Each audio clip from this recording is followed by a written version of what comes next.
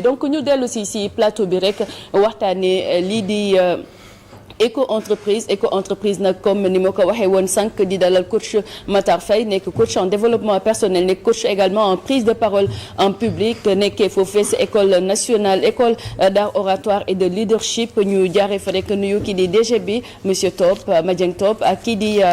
borom école bi di monsieur Cheikh Diallo alors monsieur coach maa ngi lay nuyuwaat.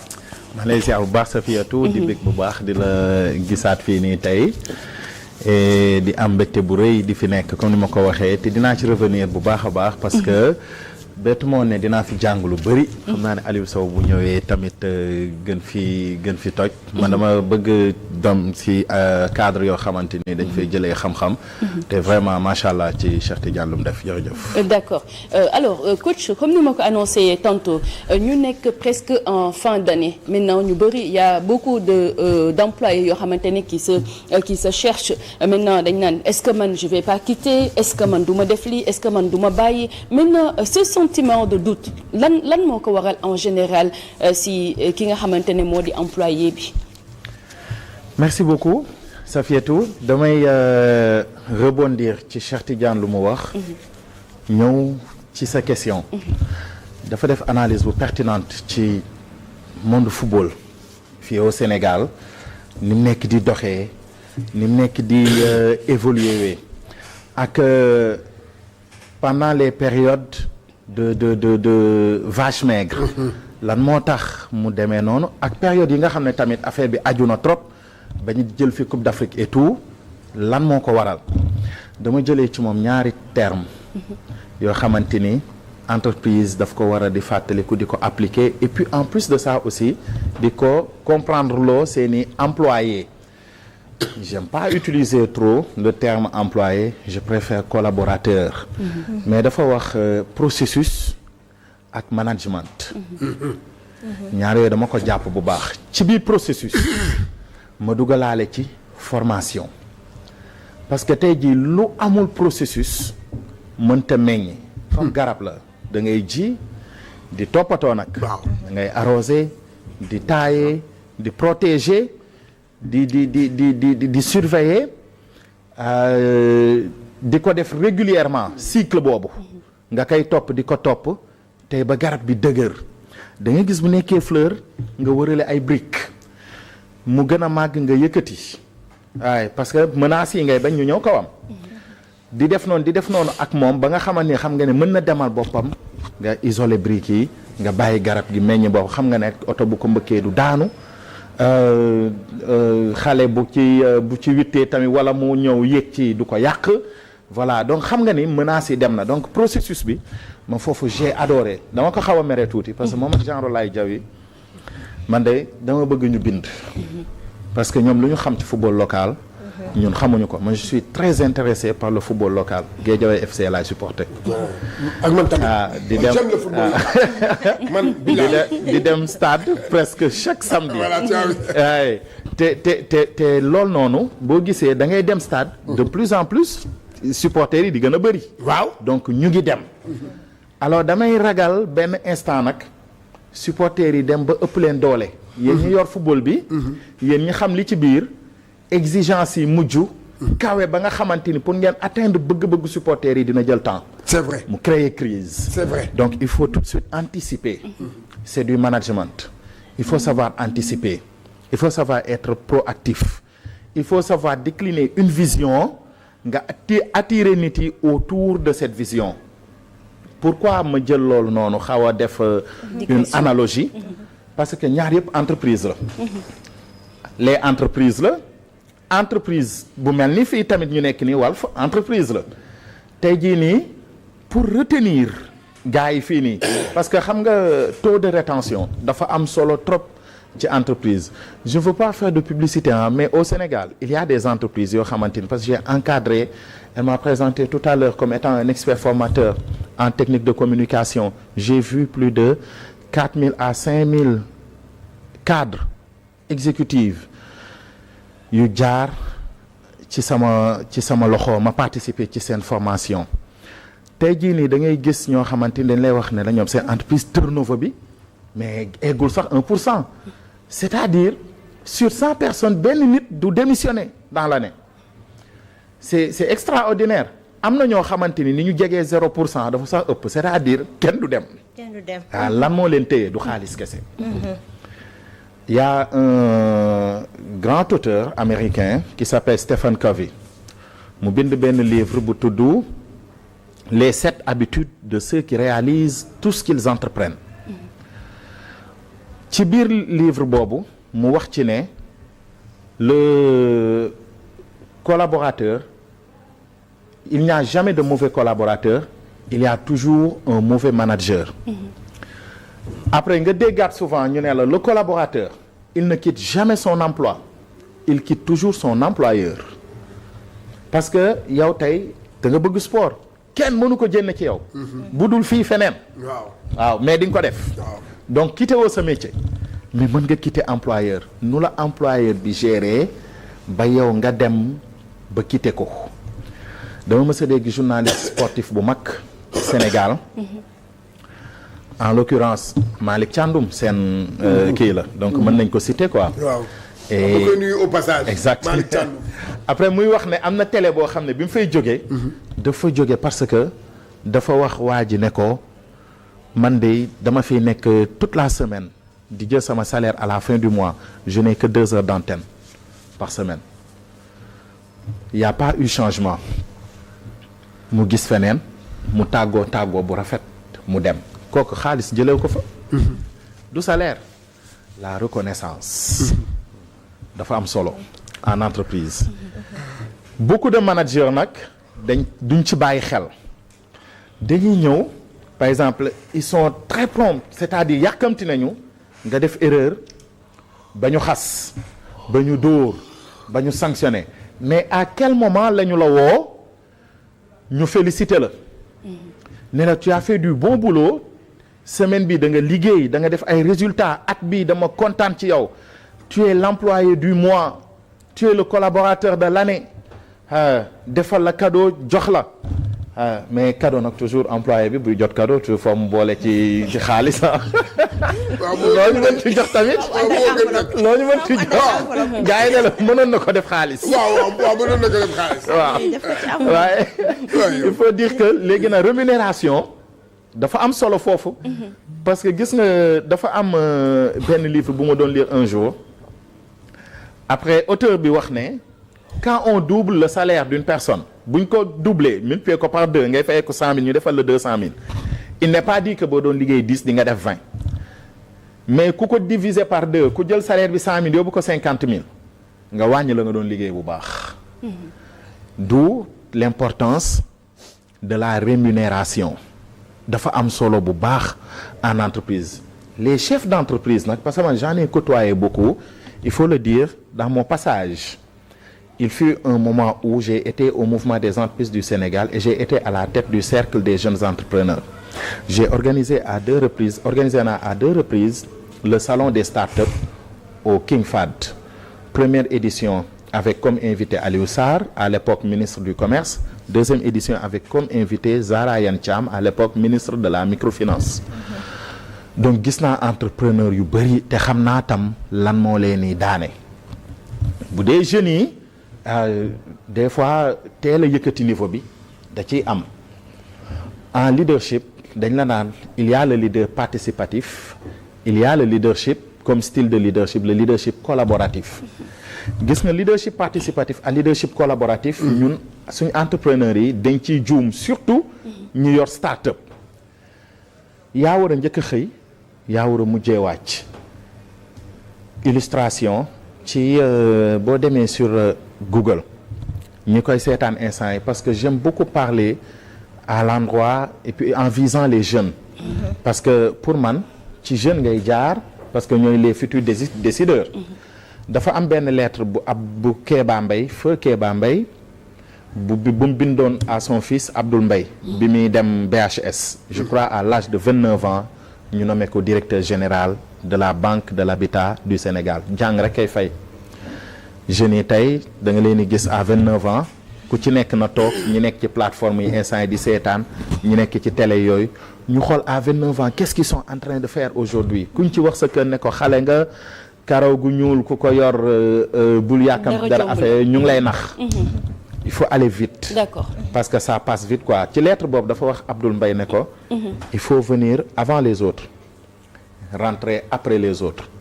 exemple la koy jox leading by example entreprise boobu noonu kooku su réprimander nit parce que dama lay soxla à 8h10 du ma la gis damay obligé xaar la ba 9h pour ñu mën a avancer dans le travail et tout di nga commencer di ñëw avant le boss parce que di nga xam ne kii nii di la wax lii daf ko jëfee ñun nag donc wax li ngay jëfee jëf li ngay wax dafa am solo en entreprise parce que mooy yokk le capital confiance bi kii yi di am ci yow capital confiance boobu bi collaboratif war a am ci seen chef tam dinaa ci ñëw léegi nii waaw. D'accord si loolu laa doon bëgg a ñëw ça si manager maintenant c'est quoi un manager toxique et c'est quoi un bon manager. Le manager en fait xam nga manager c'est tout simplement gérer. Gérer des hommes nag avec grand H. voilà féministes yi di daal sama kaw. mooy li gën a mooy li gën a délicat. parce que dañuy wax ne le berger dafa am benn bâton lay yor moom benn yatam lay yor pour fukki jur boo nekkee manager da ngay yor benn bâton bon entre guillemets quoi du pour dóor mais pour orienter la benn bâton pour nit ku nekk donc boo yoree fukki nit da ngay yor fukki bâton da ngay gis sax ñu lay wax ne la par exemple fii da nga koy dégg ku def seede par exemple ci Sidi Lamine Niass affaire yooyu ñun dañuy toog di dégg di déglu da nga naan moom la gën a bëgg waaye parce que dañ naan ki ñàkk xel mooy ki nga xam ne dafa yaakaar ne patron bi moom la gën a bëgg patron bu baax ñi ñàkk xel ñëpp ci entreprise bi dañuy jàpp ne moom la gën a bëgg parce que bu la jëlee bureau am ba dooleel la ba jox la pouvoir ba légitimer la bu boobaa da ngay sax ay laaf quoi waaye franchement da ngay foog ne dara jomb la même buñ la waxee même boo jógee sa kër sax maanaam même boo tardé embouteillage am affaire yooyu noonu mais dina la jaral au dos sa saak nga dox ba fii même booy egg si ñàkk avec beaucoup de retard mais di nga agsi parce que day am impact ci productivité bi day am impact ci productivité parce que kooku ngay liggéeyal ba minuit 1h du matin te doo sentir ne yaa ngi liggéey dama encadré kenn ku ma wax comme dernier exemple ci kii bi dama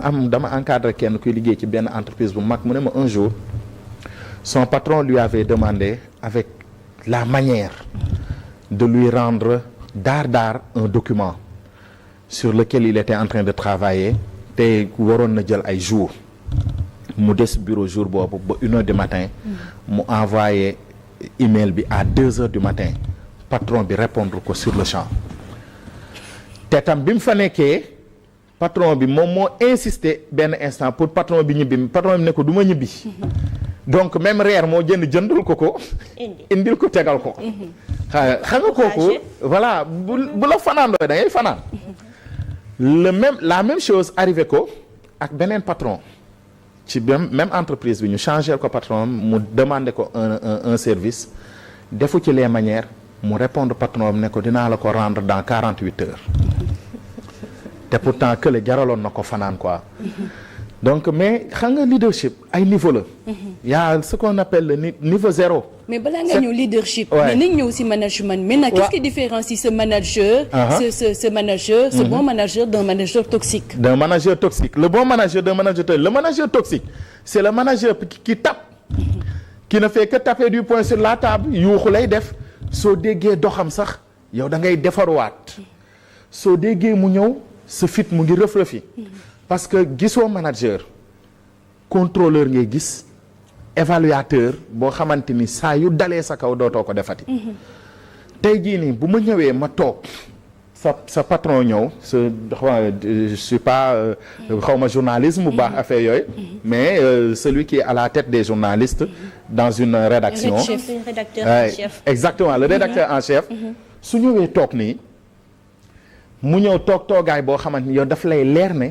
erreur la ut si pour après ne la fii baaxutoon du bokkat ki nga xamante ni dafay ñëw toog après mu félicité la mu ne la man de j'ai très bien apprécié tel parti même bu fekkee ne balance la quoi dina am lu baaxul dina am lu baax mais pour celui qui fait des efforts signaler ko yi baax ba pare soo ko indil yi nga xamante ni nag yu mu jara defaraat la loolu boo ko defee di nga gis ne waa ji ndànk-ndànk wala dina lay déglu dinay bëgg ngay seetaan ay émission wam du toog plateau di stressé parce que le stress est une maladie te yu mel noonu moo koy indi tey boo xamee ne kii nii nekk ci yow nekkul koo xamante ni forcément un employeur wala un boss boo xamante ni da lay dooleel mais c'est un boss qui te casse loolu noonu saa yoo gisee feneen di nga daw damay kii ci Cheikh Tidiane tuuti ça peut être subjectif xawma dans la tanière ce qui se passe intérieurement mais j'ai comme l'impression que bi Aliou Cissé demee les lions se sont libérés damay dem stade match yëpp jubilé da nga koy seetlu da nga koy seetlu ci xawma nag xam nga nit ki buy dem day demat des gens quoi c'est pas juste l'homme l'entraîneur c'est un groupe moomat groupe am bi ñu détaché woon nag ñu dem lan la ñu yóbbaale ba nga xamante ni tey jii nii peut-être ñun ñi nekk ci biti ñi nekk ci tribune yi nekk ñu ñoom Cheikh Tidiane nekk ci biir mais ñu ci tribune yi la ñu nekk suñ gis-gis dañ ko war a dégloo ñun ñi nekk ci tribune yi lan moo tax ñu foog ne les lions se sont libérés